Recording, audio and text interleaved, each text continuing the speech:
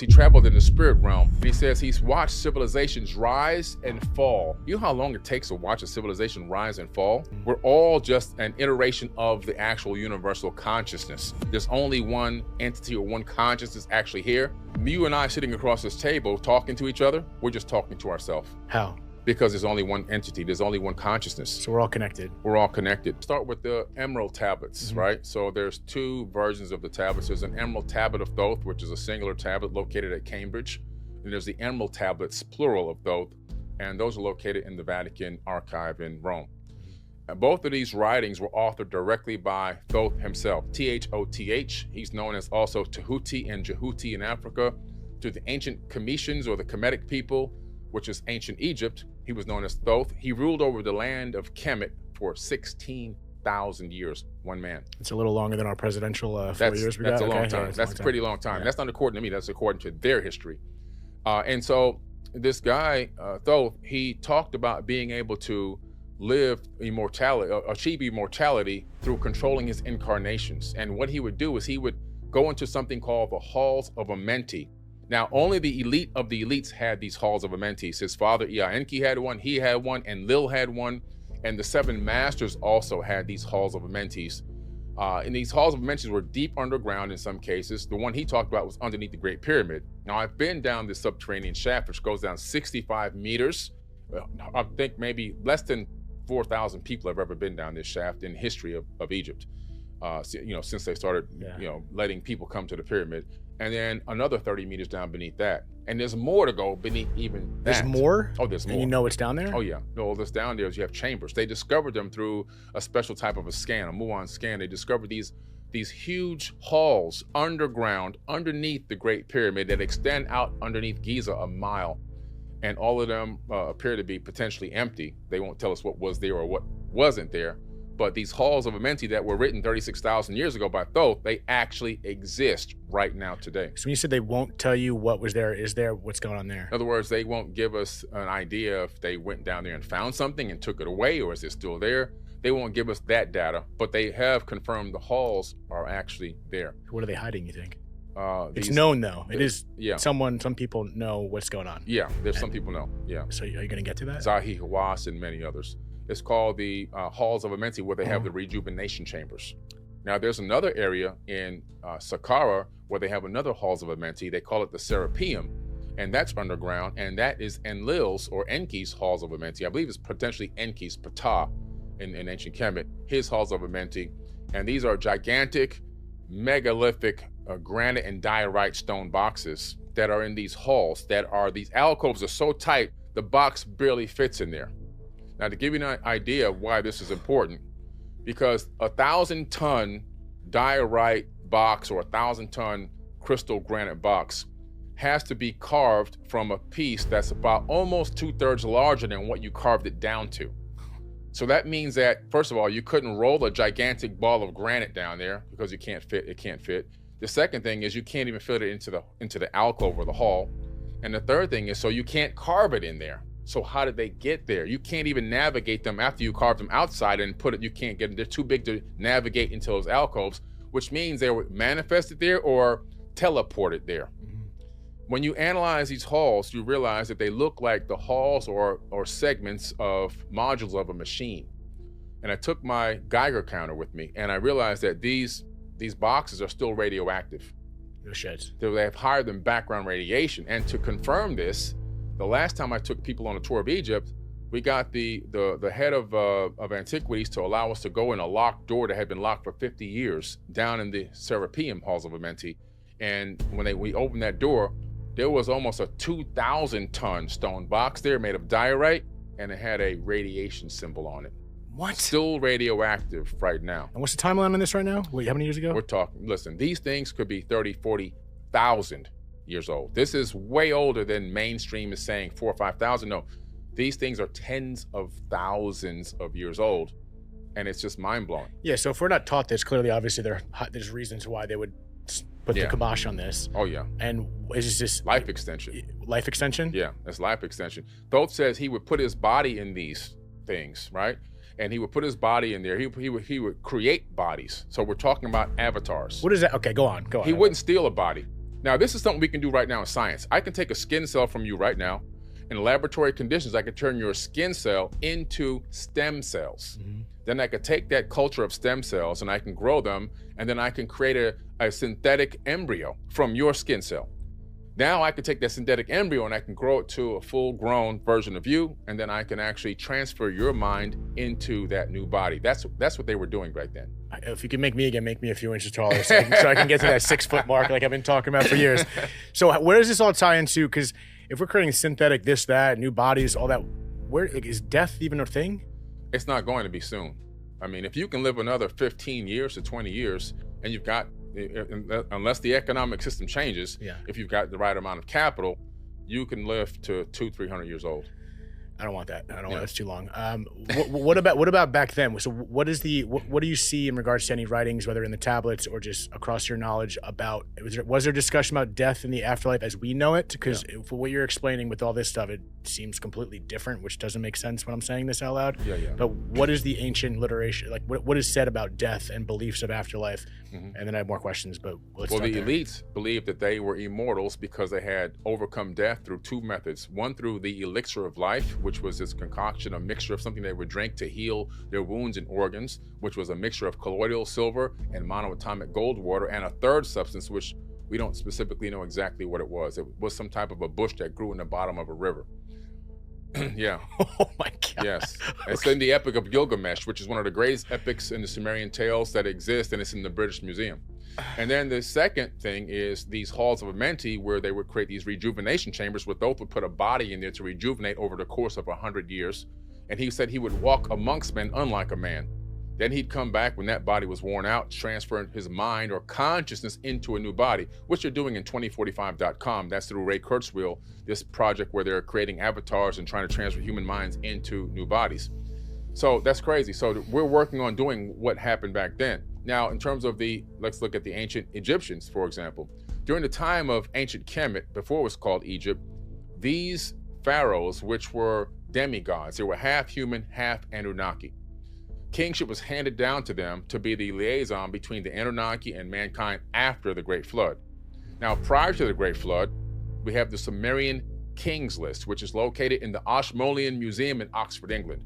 This list is a stone tablet that is covered in 4-sided with ancient texts and cuneiform writing that has been deciphered for over 180 years, that gives you the ruling and the kingship of these kings and the years that they ruled. One king, Alagar, will rule for 28,000 years. Another king ruling for 36,000 years. Another king rules for 14,000 years.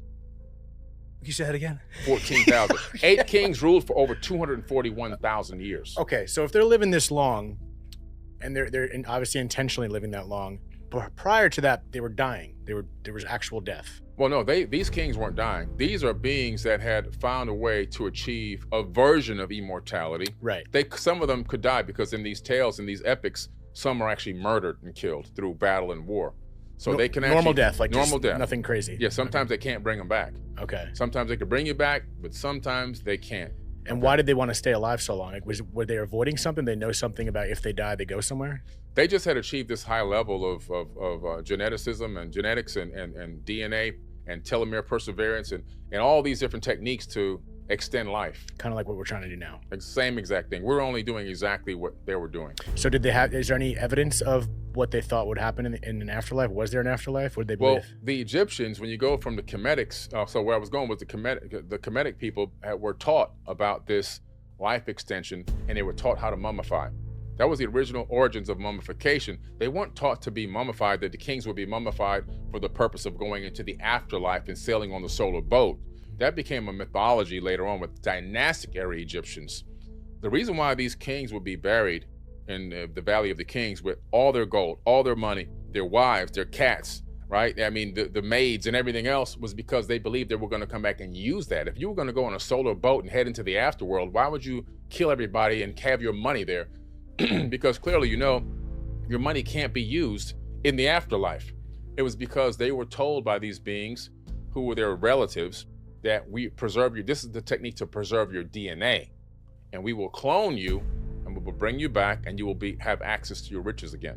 And then again, where are they going? Like, they're coming back, but do they have perception on where they're going? Like, well, what the afterlife is like? Yeah, their perception of the afterlife was, in the ancients like Shilbaba and the underworld and everything else. But a lot of that became mythology. Just mythology. The true fact is that they thought they were really coming back to live life again here in the third dimension and regain control of their own kingdom. So that's different than the standard belief of reincarnation. That is intentional. They say that they learn how to incarnate at will. And Thoth the Atlantean, he says, I can incarnate at will on and in the plane I desire. He's talking about incarnating not only in the third dimension, he says he can incarnate into higher dimensions. What's going on in those dimensions? Well, there's life in every dimension. We know that the universe itself is comprised of at least 11 dimensions, according to theoretical physicists, like Michio Kaku, for example. Otherwise, the universe would actually collapse. The numeric models would say that it would literally collapse on itself. We also discovered at the Brain Institute about 4 years ago that the human brain connects to 11 dimensions. So we see this connection between the brain and the universe, both having connectivity to higher dimensions. And so in each dimension is a realm. And all these dimensions are stacked directly on top of each other. We're sitting with dimensions stacked on top of us right now. They're compactified less than one Planck unit away from the next one in a 90-degree angle. And so that means that what's keeping us from getting into higher dimensions is nothing but a frequency. So if you can match the frequency or vibration of a higher dimension, you can walk right in, which could explain paranormal activity in our realm. Imagine a person ascends here spiritually from this dimension, leaves this avatar body behind, goes to a higher dimension, but they have the ability to match the frequency slightly of our dimension. This could be the source of paranormal activity, apparitions, and all these things. It could be beings that have ascended to higher dimensions or that already existed there that are adjusting their frequency to match slightly the subatomic frequency or the vibration of the third dimension. So how does that tie into, let's just say, okay, I lost my dad, you lost your parents, that paranormal activity, however you want to call it, when people say they connect to the other side, they have these experiences, is that what we're talking about? And do you believe in that? I believe in that. So use my dad for example, his soul, whatever you want to call it, so he's still active in another dimension, you believe? I believe that he's active in another dimension. I believe that just the way that I've analyzed this third dimension as being a proving ground, like you talked earlier, as a test. And it's a way for the universe to experience itself subjectively through all of us. We're all just an iteration of the actual universal consciousness. There's only one entity or one consciousness actually here. You and I sitting across this table talking to each other, we're just talking to ourselves. How? Because there's only one entity, there's only one consciousness. So we're all connected. We're all connected. We're all one. Yes. So for example, imagine a radio station in your city. It's broadcasting out radio stations, right? 99.1, 0.2, 0.3, 0.4, but the source is coming from one location. Same thing here. The universal source is putting out 0.1, 0.2. I'm 0.1, you're 0.2, 0.3, 0.4, 0.5. Your avatar body is tuned to pick up the 0.1 frequency. I'm tuned to pick up the 0.2 frequency, a slight variation of the one source frequency to give it the illusion of individuality, the illusion of separation, when in true reality, there is none. The universe is actually utilizing everything that exists in the third dimension to experience itself subjectively through each and every one of us and learn what it's like to be Billy Carson, what it's like to be you and everyone else. And it's gathering data and information so it can understand what is it like to go from one state of mind or one state of consciousness to another over time. What is this evolution of consciousness? What is this evolution of the mind throughout all beings throughout the entire known universe? Is everything you just told me, is that all coming from, is it a blend of what you believe and also what you've just learned, everything you've told me prior, everything you've learned? Like this is written down, this has been passed down type stuff? It's a blend of information that I've read and studied through a lot of ancient texts, tablets, scriptures, papyruses, everything from the Mahabharata, the Bhagavad Gita, Tibetan Book of the Dead, the Egyptian Book of Going Forth by Day, the Enuma Elish and the Seven Tablets of Creation, the Epic of Atrahasis, the Code of Hammurabi, the Myth of Atan. I mean, I can go on and on. I've accumulated over 1,000 tablets and texts and scriptures over all these years. And the culmination of all that allowed me to connect enough data points to begin to paint myself a picture. So in the end, what I just said is kind of really a theory, but if you believe in as above, so below, what happens in the micro is happening in the macro and vice versa, then you have to understand that the human brain is encased in complete darkness. It doesn't know anything, but it has friends: touch, smell, seeing, hearing, tasting, right? So it has sensory perception. So let's take that as a fractal of what could be happening on a larger scale. The brain says, I don't know what's going on out there. Can you guys go gather me some information? So the friends go out, they start touching, smelling, tasting, listening, seeing and listening and everything else. But the friends don't know what they're gathering. They just collect data. They transmit the data through electrical signals back to the brain. The brain sorts it out and projects a hologram, and you navigate this matrix based on a holographic projection from data. That's how we move around this universe. Okay, so let's talk about the main data point, that source, that one that we're taking little raindrops from. Mm-hmm. What's going on with that? Like, we talking about 30,000 years ago, XYZ. What about before that? Mm-hmm. Like, why is that? Why does this all exist? What the hell is going on? This is a grand experiment. Who's running the experiment? That's a good question. We're inside of an ancestor civilization, an ancestor universe that's created by an ancestor civilization, I should say. So I wrote a book which just came out. It's called Fractal Holographic Universe. It's #1 in fractal mathematics and #1 in quantum theory. But in this book, I'm breaking down the science from real quantum physicists, theoretical physicists, and experts in supersymmetry on what this universe is made of and potentially what really is going on. Why is this here? What's going on? Well, when you analyze the fact that on the larger scale, the universal mind is utilizing us as its sensory perception system. And we're out here collecting data and transmitting information back to it so it can experience what it's like to be in the third dimension. Now, when you begin to realize and analyze what is running this ether, what is running this universe, they found a mathematical code. It's called Adinkra codes. Now, these Adinkra codes go back to the ancient Dogon Adinkra symbols from Africa. When you turn them into three-dimensional objects, there's mathematical codes hidden in them that was discovered by Professor Sylvester James Gates Jr. at the University of Maryland. And these error-correcting codes are the same exact error-correcting codes that run search engines and web browsers, but they found those same codes in the ether of space-time. What? Okay. Go on. So they discovered that this universe, the ancients were right. The Bible is right. The Quran is right. We're living in a creation. Now, the method of creation is something called a fractal holographic universal matrix. This is an energetic grid created by the Mandelbrot set fractal mathematical equation discovered by Benoit Mandelbrot. And then within that code are error correcting codes that run the programming code that keep this entire universe functioning. We are literally creating one frame at a time as we need it in this universe. So fractal mathematics talks about the fact that they discovered this one fractal code, which is a very small mathematical formula that can create everything that exists in the known universe. And Pixar took that code from Benoit Mandelbrot and imported it into their cartoon or their animation software. They were the first ones to do it. They were able to create entire movies from one formula. The animation, the movements, the characters, the background scenes, the sky, the mountains, and all that, it's being created on the fly as the program code needs it. And they discovered that's the same exact code that's creating everything we need in this universe. So due to the double slit experiment in quantum physics, we discovered that everything exists in terms of wave-particle duality, meaning that you're here and I'm here. Our homes exist as waves of potential. They're not even there unless another conscious observer looks at it, and those stacked atoms will collapse back into the same format. But when nobody's looking, they exist as waves of potential, waves of light. And only conscious observation collapses them into solid matter. So this universe is being created frame by frame by frame. Ah, that actually made sense to me. Yeah. Like, I actually understood that one, I think. That's fucking mind-blowing, dude. That's okay, so that formula you just told me, is that the source, or is there still a step of, like, who's creating that formula? Now, this is where it goes. Oh. So, who's creating? Who was the creator of this formula? Who? What? The Anunnaki in the ancient tablets, they call it the creator of all. So they didn't say God, they don't say universe, they said the creator of all. I'm sorry to cut you off. Just tell everyone who the Anunnaki, I know you mentioned already, but explain that. The Anunnaki are these beings that are mentioned in ancient texts, tablets, scriptures, and papyruses from all around the world, all ancient cultures. In the Bible, they're called the Anak. In the Bible, it says we were grasshoppers in their eyesight. These were men of mighty, men of renown in the biblical text. In the Quran, same thing. In the indigenous cultures throughout the North Americas, the South Americas, Europe, all the way down into Australia, the same thing. Anuna, Anunnaki, in the ancient Kemet, the Netiru, the gods that came and turned mud into a kingdom. Right? All these people reference them. The Greeks call them the Pantheon.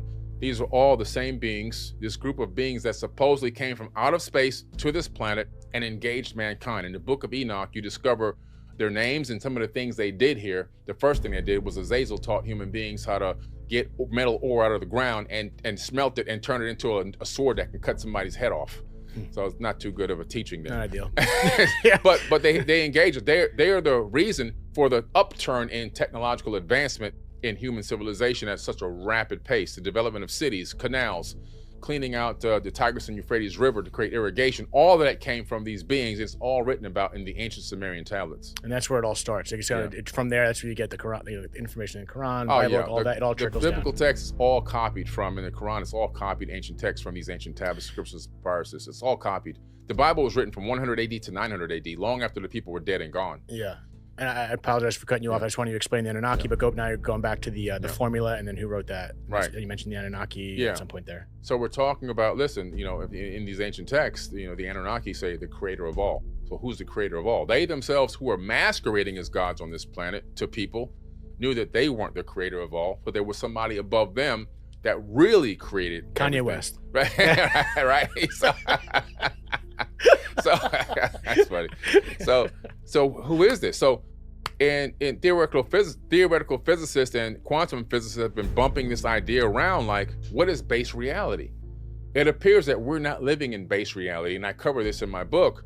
It appears that we're living in this stacked reality matrix. In other words, we have a universe here, but there could be one above us, an ancestor civilization, and another ancestor civilization. Is it the 11 dimensions or no? No, this is outside of 11. Oh, this Jesus, is just Mary and Joseph. This is just the creator universe that's 11 dimensional. For example, we have a video game. 14 college students created a video game called No Man's Sky. It's on one DVD disc. It has 80 quadrillion planets and unlimited life forms, and the game never ends. Now they're going to inject AI into this software. So these people that are in there are people in there, they're going to become conscious. They're going to be asking, who is our creator? Why are we here? Who created this universe? What is our big bang? Well, when we turn your game console on, that's the big bang. So this becomes sentient? They'll be... Oh yeah. Well, we're going to get to AGI soon, which is the next level of sentience for machine learning and computer learning. And so now also the Sims owner, the creator of the Sims. People go to jobs, they have babies, they go to parties. They're going to insert the AI in there, and those people are going to become conscious. So we're only replicating what's already been done. Now we're creating conscious universes within this universe. So is it possible we're in the Sims right now? Yeah. This is a simulation. I wish it was, because I used to play Sims growing up, and there was one cheat code. It was Rosebud, semicolon. It was like, and you get all the money in the world. So after this, there's cheat codes here. And I'm getting all. There's so many directions I want to go here. So is that what the cheat code is? The whole manifestation. The cheat code is manifestation. Sorry to cut you off. There's so much information. I'm trying to keep it tight, but it's okay. The cheat code is learning how to operate within the power of abundance and manifestation and walking in your divine power. Understanding the power that's within you and going to inner space. Don't worry about outer space. And through that method, you can achieve anything you want in this realm. And again, inward. Yes, inward. And how do you tap into your inward? Is that meditate? Is there specific methods? Is that a secret you can't share? There's a few. Yes, there's a few. Yeah, I do a walking meditation. So meditation is not just sitting in a lotus position, like this. That's a different type of meditation. But when you do a walking meditation, and even sports are meditation, sports that force you to use the left and right side of the body, like table tennis, which is recommended by Dr. Daniel Amen to me, it creates something that activates the left and the right hemisphere of the brain.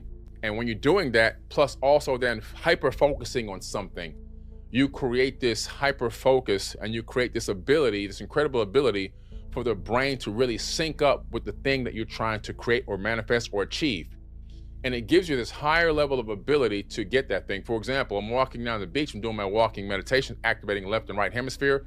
I'm coming up with new music. I'm coming up with ideas for shows and documentaries and TV series and plans for the store and what can I do to help the world? How can I create better communities? And all these ideas come, but now because I'm doing it through that hyper-focused meditation walk, I then go back. The next step is to create action steps for those thoughts that came up during the meditation walk, great epiphanies that I had. And then through the action steps, those create manifestations. Okay, so logistically, what is the step-by-step of this actual walk? Are you specifically doing anything emotionally or any kind of mantra, or is it literally just walking and focusing on whatever you want to accomplish? Walking and focusing on whatever you want to accomplish. And you'll be surprised how many phenomenal ideas will pop into your mind through that walking meditation. I do a 5-mile walking meditation whenever I'm in the area of my house. On the weekends, I do a 5-mile beach walk. And it's just, for the last 15 years, it's changed my life and transformed my life. If you read the Emerald Tablets of Thoth, you realize that all religions sprung up from that, because that came first. So what came first, the chicken or the egg? As a matter of fact, in my book, Compendium of the Emerald Tablets, I list the words of Jesus and the words of Thoth, Atlantean, side by side.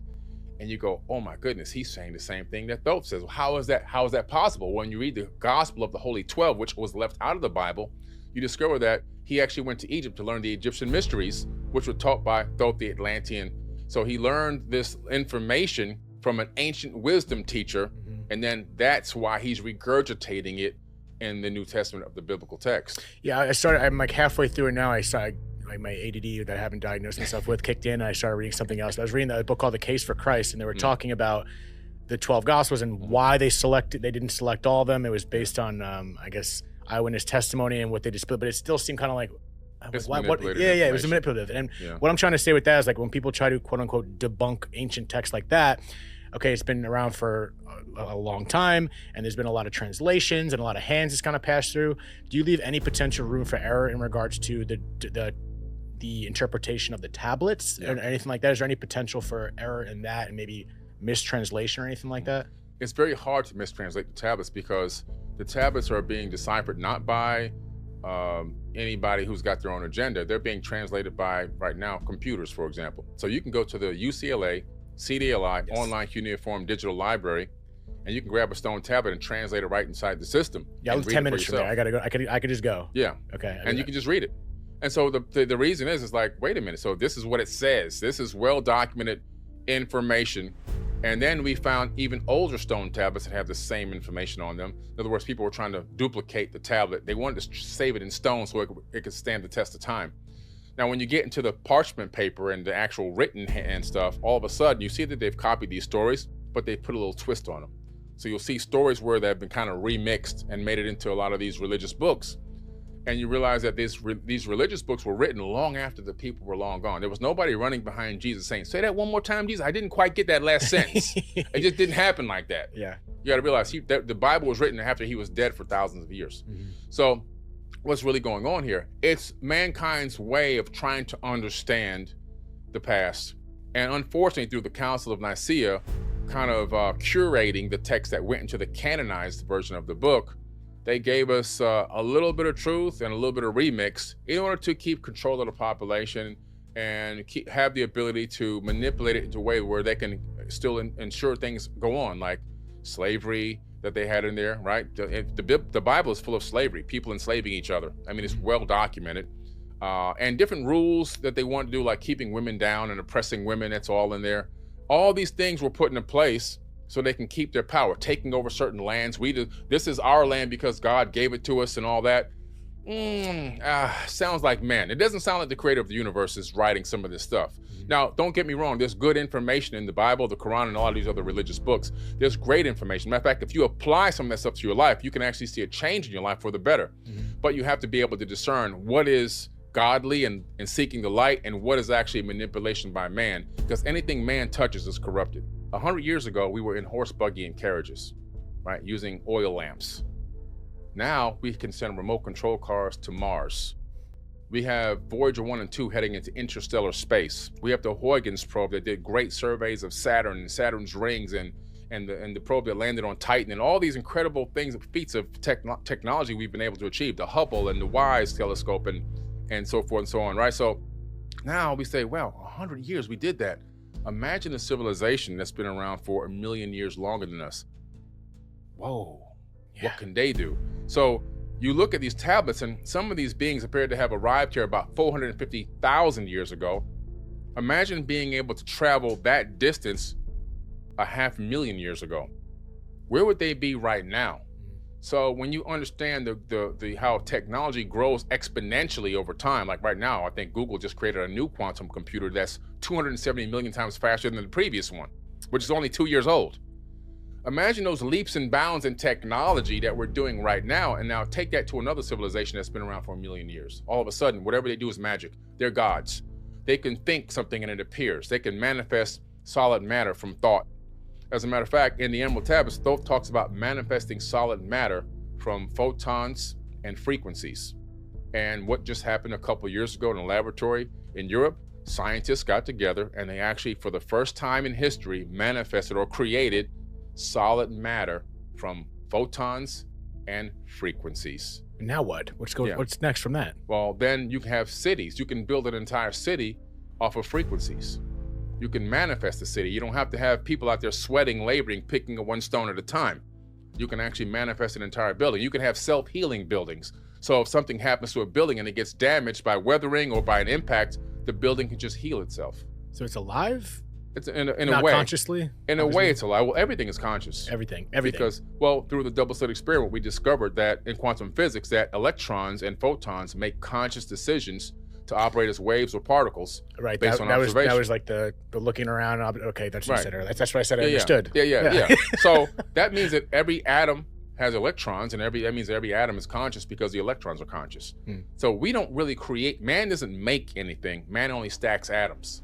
We don't create the atoms. Don't stack money, stack atoms. Stack atoms. Yeah, that's what we're doing. We're stacking atoms. And so what is a human being looking through an electron microscope? It's a stack of atoms learning about itself. What the fuck, man?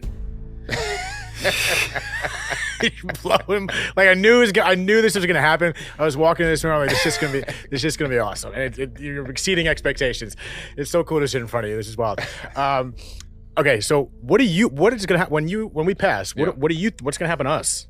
I believe that according to the ancient sages and the wisdom keepers that I visited all around the world, the temple priests and the pyramid priests and the Aboriginal elders that I went for a walkabout in Australia, they all have the same story. And the story is that we're in sleepy time, and that when you die, you actually wake up. That there is a higher version of ourselves that exists in a higher realm or a higher dimension, a higher state of being. And that this is the proving or the testing ground to learn lessons and transmit information back to your higher self. And that at some point, you wake up to the real you. And death is you're not to be worried or afraid of death. It's just another transition into another state of being. And that energy can't be destroyed in science. You know, the second law of thermodynamics. Energy can't be destroyed, it can only be transformed. So in that way, I'm never worried about death. I'm not worried about passing away or dying, because I know that I am already immortal. I am already eternal. It's just an energy formation of me existing here temporally in this form, in this avatar body. But on the eternal scale, I've been here for eons. And that's comforting. Yes. Because we have the human experience, you know, we've gone through losing our loved ones, and that's real.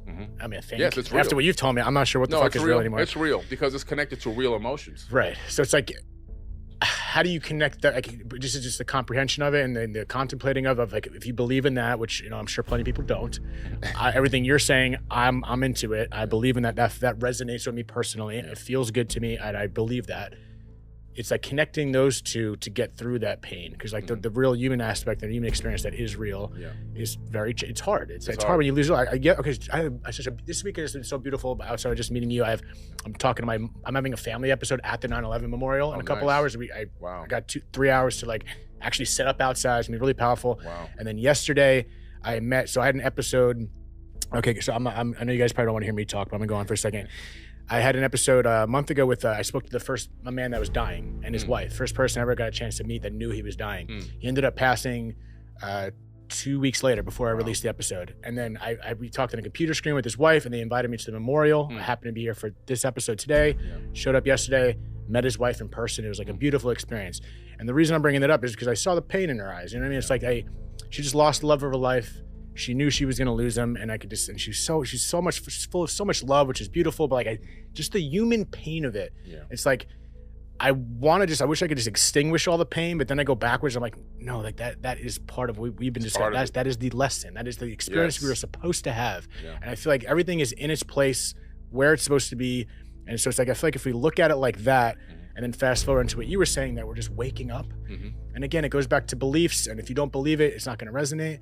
I buy into that, and it makes me feel better, but it's not going to distinguish the human pain that you have. It's not. But it might. I think in time, with that work that we do, it's going to soften it. And again, it's like all those lessons, man. It's bad, but it's great. You know what I mean? It's like, it's bad, but it's great. Well, it's what life is like in the third dimension. It's truthfully experiencing every aspect of life and consciousness here while we exist in this realm. And you're right about feeling the pain. One thing I learned from being so stoic over the years, and then finally meeting Elizabeth, my wife now, is she really taught me, like I said, how to feel the emotions, and that it wasn't okay to suppress emotions, that to really actually feel them and go through it. And it's okay to be angry. It's okay to be frustrated. It's okay to be in pain and agony, right? It's okay to have these emotions and express them and flow through them. Face them head on. Allow your body to emote. Allow your body to feel those emotions, right? And let them pass through. Otherwise, you create suppressed emotion, which creates dis-ease in the body, and that turns into disease, which has you pushing up daisies. Yes. Yes, dude. And I just lost my train of thought in regards to what I was doing. Fuck, I had a really good question, guys. I was so tapped in that I forgot the question. That was what it was.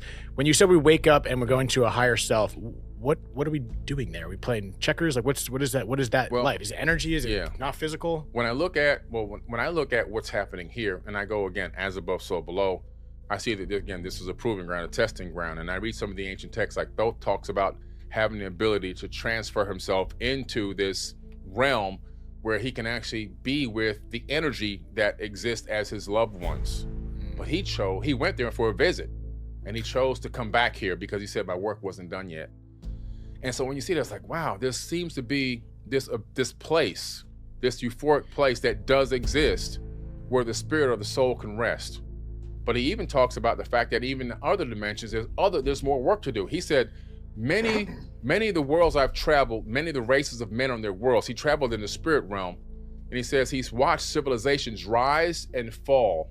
You know how long it takes to watch a civilization rise and fall? 1 minute. Right. Well, yeah. Well, from a higher dimension, from the third dimension, it takes forever. But from a higher dimension, possibly, he's watching from higher dimension. Now, in anything above the third dimension, you can see the past, present, and future simultaneously.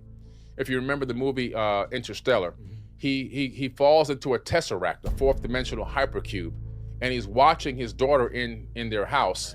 He can't get to her, but he can see her in different stages of development, different ages. So it's like seeing yourself in your own house. If you were in a higher dimension, you'd be able to see yourself at 10, 15, 30, right? In the same house, because you're in a higher dimension. You can see yourself at different stages of it. You can see all of that at once. And the only way to communicate with her was through vibration, right? But that's a real scenario in terms of what science actually says. And so it's possible that he did this from a higher dimension. To observe civilizations rising and falling would take eons and eons. On many worlds, he must have achieved the ability, he said, to go through the gates of Urulu, which he gives a code to get through those gates in cymatics, and to watch these civilizations from a higher dimension. What happened to him, Thoth? What happened? He's still here. What's he doing? Yeah, he's still on his mission of raising consciousness, teaching. The word thought comes from Thoth. Alchemy and chemistry from the land of Kemet come from Thoth. The building techniques and the blueprints to build most of the megalithic sites on Earth all come from Thoth. He was a master architect. He's the guy. Is he the guy? He's not the main guy, no. He's actually the son of Ea Enki, which makes Anu his grandfather. What's going on with them? Well, according to the ancient text, it was this last pyramid war that was started by Amun-Ra, also known as Marduk. In the Torah and in the biblical text, he's known as Marduk as well. And he escaped this war, but this war wreaked a lot of havoc on Earth, and he used something called the WMD. Does that sound familiar? A weapon of mass destruction. That's what Bush Jr. was after in Iraq. And this created something called the evil wind in the text and tablets. And this evil wind was killing people. Their eyes were bleeding, their nails were falling out, their hair was falling out, they were getting sick. That's radiation sickness. Where's the evidence of this? Go look at Mohenjo-Daro in the Indus Valley, just outside of Afghanistan. You'll see that there's a city there that was destroyed by a weapon that was so hot it turned the buildings into glass, and the bodies are in the street laying down holding hands still till this very day, thousands of years later. No evidence of any scavenging of any animals, and the bodies are still higher than background level radiation because they are radioactive. Then the same thing with the sands of Giza. The Nile and all that ran right up to the pyramids. The pyramid at Giza was a lush and plush area, tropical. What created that desert there? A war. That's why when you go to Africa, go to Egypt in Africa, and dig your hand in the sand, you'll pull up balls of glass. Why? Because 3,000 degree temperature weapons fire created glass there at Giza and wiped out that area, which forced it to become a desert. So these ancient wars that were talked about in so many texts and tablets, the Mahabharata, the Bhagavad Gita, the Ring Veda, the War of the 10 Kings, which took place in space according to the text, these wars were here, and unfortunately, a lot of these people left. In one tablet, it says, "Get in your sky ship and forebode," like means get the hell out of here. But some did stay. They stayed because they had already married women, and had families.